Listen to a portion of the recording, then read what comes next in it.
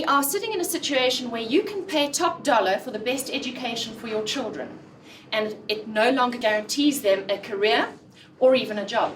And that's the reality. That makes parenting this generation very, very different.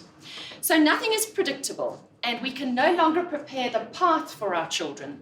We need to be preparing our children for the path. Who you are is going to be far more important than what you do or what you sell. Because what you do and what you sell is going to change all the time. In fact, we estimate children by the time they're 38 will have 10 to 14 different jobs. They will have those portfolios of jobs like your movie director in Hollywood.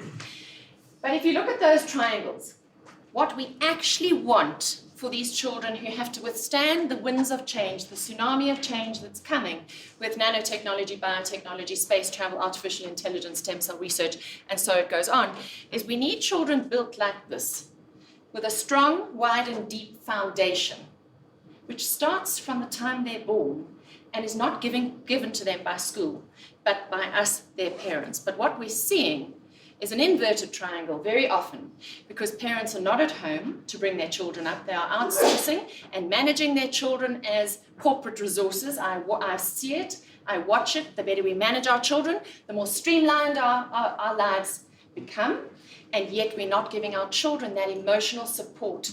EQ is not taught via a screen, and it is not taught via a third party.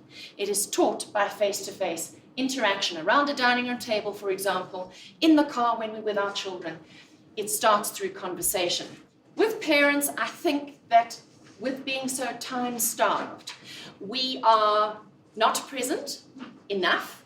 It's easy to be with your kids, but not easy to be emotionally present. How often do you hear your children say, "Mom, Dad, didn't you hear me? I've been talking and talking." And you're going, "What was that? What was that?"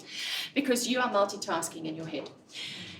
So learning how to be present, and I run entire workshops on this, on how to be here right now. If 2 minutes is all you have, how are you going to be in those 2 minutes with your children? It might be 20 minutes, but often it's 5 or 10 minutes. We are actually the hidden curriculum. It's an amazing thing. We send our kids to school to learn all this stuff, and yet 85% of what they really need to know, they learn from us.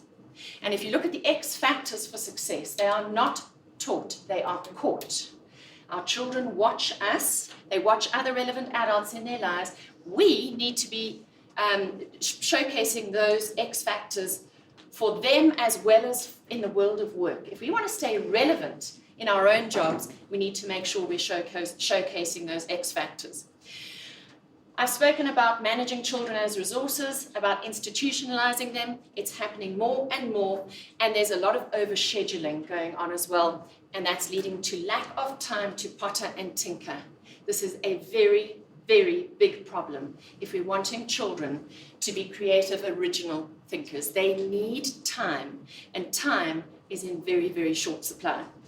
On the business front, I don't believe we support parents enough in the workplace, in the parenting process. I don't think we have created parenting as a value in our companies. And I think if you're future-proofing your company, you should be putting family and parenting higher up on the agenda. And family, by the way, is whatever family is to you today.